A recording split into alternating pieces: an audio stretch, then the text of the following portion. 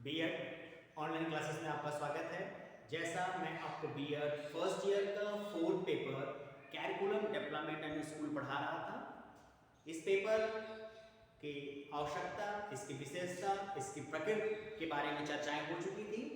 आज हम बात करेंगे पाठचर्या के महत्व के बारे में, इंपॉर्टेंस ऑफ कैरिकुलम, कि हमारी शिक्षण की व्यवस्था में इस पाठचर्या का क्या महत्व होता है, इसकी क्या उपयोगिता होती है और इससे हमें किस प्रकार का लाभ होता है।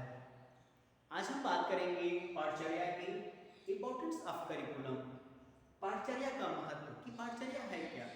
जैसा कि मैंने पिछली कक्षाओं में आपको बताया है, तमाम पिछली कक्षाओं में चर्चाएं पाठचर्या पे हुई हैं। इन चर्चाओं से बहुत हद तक पाठचर्या की कुछ खास बातें हम लोगों के समझ में आ चुकी हैं। आज उन्हीं बातों को थोड़ा और डीप में हम लेके चलते हैं। जैसा कि मैंने आपको बताया भी था, आपको याद भी होगा कि पाठचर्या का महत्व हमारे इस आधुनिक युग में और अधिक बढ़ जाता है। जैसा कि मैंने आपको बताया था, किसी भी ज्ञान विज्ञान की प्रक्रिया में, कह सकते हैं शिक्षा देने और लेने की प्रक्रिया में, 3 प्रमुख घटकों की आवश्यकता पड़ती थी। पहला होता था छात्र, दूसरा होता था शिक्षक और तीसरा होता था पाठचर्या। समय समय से पाठचर्या का स्वरूप बदलता भी रहा है और समय समय में इस क्रम में महत्वपूर्ण बिंदुओं की व्यवस्थाओं में परिवर्तन होता रहा है। प्राचीन समय की हम बात करें तो प्राचीन समय में इस शिक्षा की व्यवस्था में शिक्षक का महत्वपूर्ण स्थान होता था। उसके बाद की बात करें तो पाठचर्या का महत्वपूर्ण स्थान होता था। और आज की हम वर्तमानी बात करें तो आज के समय में इस शिक्षा की व्यवस्था में सबसे महत्वपूर्ण स्थान जो है वो छात्र का है। लेकिन इन बिंदुओं, इन व्यवस्थाओं के बाद की अगर बात करें तो हमें पता चलता है कि ये जो हमारा कैरिकुलम है, जो हमारी पाठचर्या है, इसका भी इस शिक्षा की व्यवस्था में खास महत्व है। यह पाठचर्या सीखने सिखाने का एक माध्यम है। ध्यान दीजिएगा, यही से इसके महत्व की चर्चाएं विशेष हो रही हैं। पाठचर्या सीखने सिखाने का एक माध्यम है। पाठचर्या शिक्षक और छात्र के मध्य की कड़ी है। शिक्षक और छात्र के मध्य की कड़ी है। पाठचर्या ही एक शिक्षक को एक छात्र से जोड़ती है। पाठचर्या के माध्यम से एक शिक्षक अपने ज्ञान को छात्रों तक पहुंचाता है। पाठचर्या की सहायता से ही एक छात्र अपनी समस्याओं का समाधान शिक्षक से प्राप्त करता है। इसलिए हम कह सकते हैं कि पाठचर्या का शिक्षा की व्यवस्था में एक महत्वपूर्ण स्थान होता है। यह सीखने सिखाने का एक माध्यम होता है, छात्र और शिक्षक के बीच की एक कड़ी है। इसी कैरिकुलम की सहायता से, इसी पाठचर्या की सहायता से एक शिक्षक अपने ज्ञान को छात्रों तक पहुंचाता है और एक छात्र अपना ज्ञान, अपनी समस्याएं का समाधान शिक्षक से पाठचर्या की सहायता से प्राप्त करता है। अब इस पाठचर्या की विशेषता को समझने के लिए कुछ बिंदुओं के माध्यम से हम इस पाठचर्या के इंपॉर्टेंस को और क्लियर करेंगे और इसके महत्व को व्याख्यात तौर पर हम समझेंगे कि पाठचर्या हमारे लिए शिक्षा की व्यवस्था में इतनी महत्वपूर्ण क्यों है, इसका महत्व हमारी पाठचर्या में इतनी विशेष तौर पे क्यों लिया जाता है। अगर इनके खास बिंदुओं की बात करें तो सबसे पहला जो हमारा बिंदु आता है, इन्हीं बिंदुओं के आधार पे हम पाठचर्या पर प्रकाश डालेंगे। सबसे पहला आता है पाठचर्या शिक्षा का महत्वपूर्ण आधार है। सबसे पहला आता है पाठचर्या शिक्षा का महत्वपूर्ण आधार है। पाठचर्या शिक्षा का महत्वपूर्ण आधार है। जैसा कि मैंने आपको बताया है कि शिक्षा एक त्रिमुखी प्रक्रिया है। शिक्षा जो है वो एक त्रिमुखी प्रक्रिया है। त्रिमुखी प्रक्रिया है। इस प्रक्रिया को बनाए रखने के लिए, ध्यान दीजिएगा, इस प्रक्रिया को बनाए रखने के लिए 3 खास बिंदुओं की आवश्यकता पड़ती है। जैसा कि जॉन डीवी ने कहा है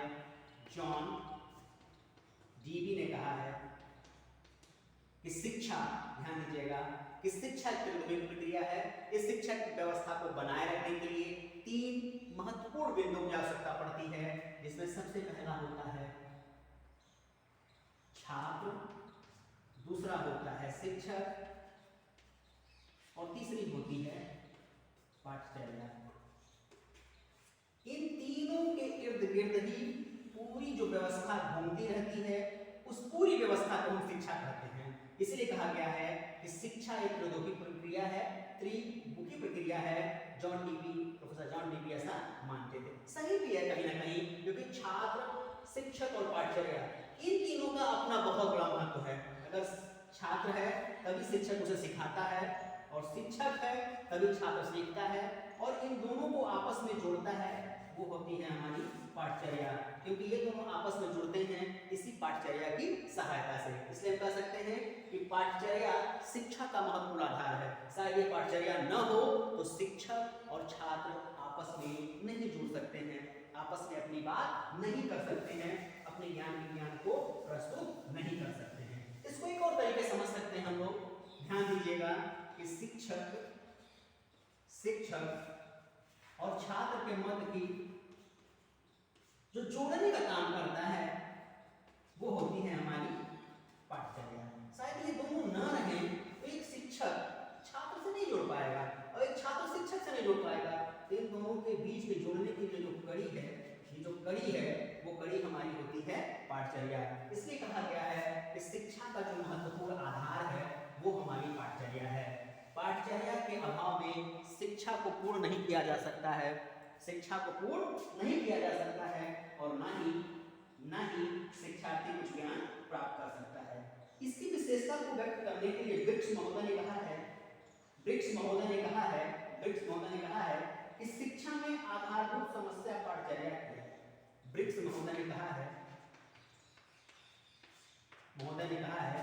कि शिक्षा में ब्रिक्स महोदय ने कहा है कि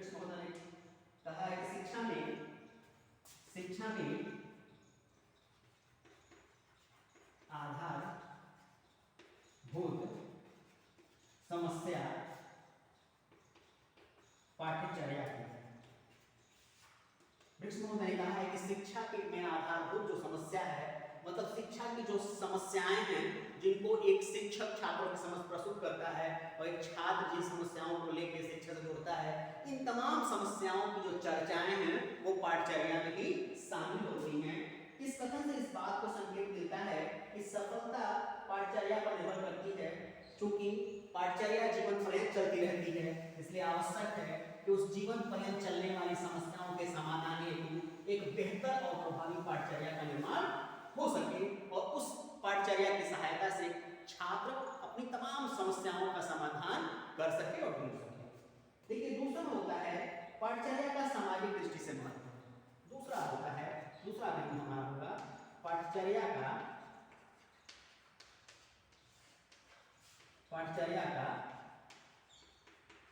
सामाजिक दृष्टि से महत्व।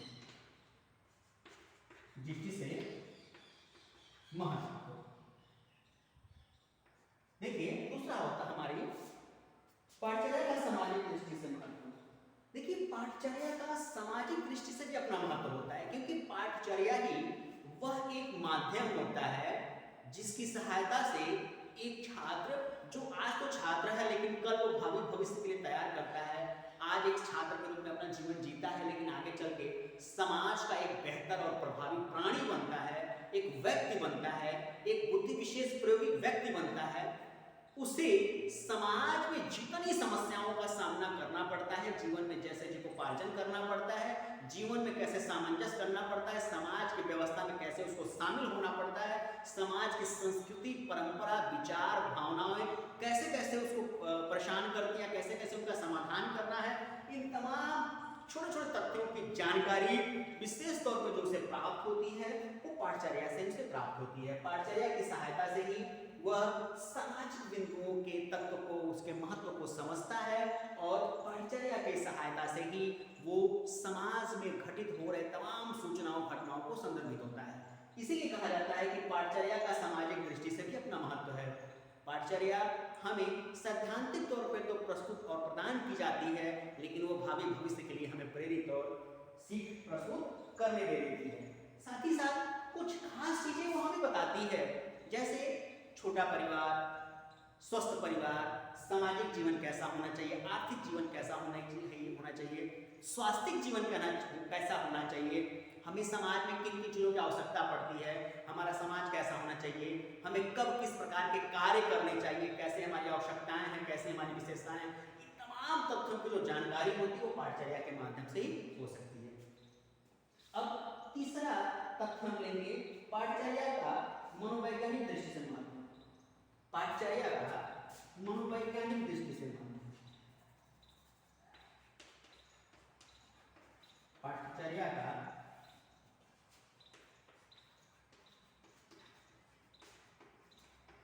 मनोवैज्ञानिक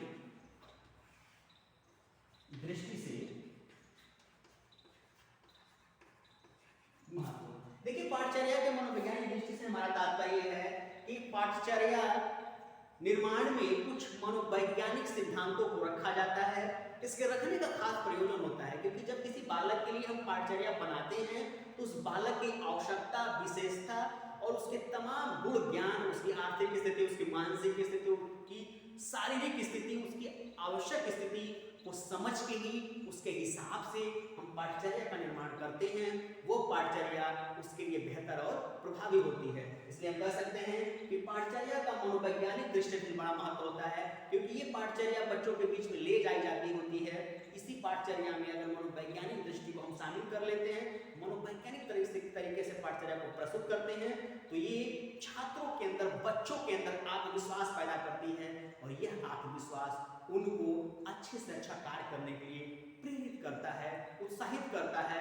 और वो बालक जो सांवेगिक विकास में कमजोर है, आर्थिक, मानसिक और सामाजिक तौर पर कमजोर है, वे बालक भी इस पाठचर्या को अडॉप्ट करके, इसको पढ़ के, इसकी सहायता से अपना नैतिक और सामाजिक विकास करते हैं। साथ ही साथ ये देखा गया है कि ये पाठचर्या जो है वो बालकों को सीखने के लिए छोटे छोटे लक्ष्य देती है।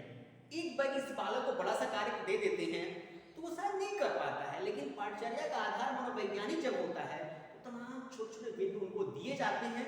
धीरे धीरे उन समस्याओं का समाधान वो करता है और स्वतः उसके अंदर समस्या समाधान की युक्ति जागृत हो जाती है और फिर वो छात्रा अपने विषय की, अपने सामाजिक, अपने आर्थिक तमाम तथ्यों की जो समस्याएं हैं उनका समाधान खोजने के लिए तत्पर हो जाता है। एग्जाम्पल के तौर पे हम ले सकते हैं, जैसे मान लीजिए कक्षा 1 का कोई बालक है, वो गणित की बड़ी बड़ी संख्याएं नहीं हल कर सकता है। इसके लिए कक्षा 1 में हम उसको गिनती और पहाड़ा सिखाते हैं, लेकिन जब 2 में जाता है तो 2 अंकों का जोड़ सिखाते हैं, जब 3 में जाता है तो 4 अंकों का जोड़ सिखाते हैं, उसे गुणा, भाग, मल्टीप्लाई, डिवाइडेशन, प्लस और माइनस तमाम चीज़ों को सिखाते हैं। जैसे जैसे क्लास बढ़ती रहती है वैसे वैसे गणित की संक्रियाएं बढ़ती चली जाती हैं। और 9वीं 10वीं में जाता है तो मेंसुरेशन करता है, निर्णय और प्रमेय करता है, साइन थीटा कॉस थीटा, तमाम गणितीय जो बिंदु हैं उनको पढ़ता और समझता है। इसलिए हम कह सकते हैं कि पाठचर्या का मनोवैज्ञानिक दृष्टि से अपना महत्व होता है। इसके अगला हम लेंगे पाठचर्या का शैक्षिक दृष्टि से महत्व। पाठचर्या का शैक्षिक दृष्टि से महत्व होता है। पाठचर्या का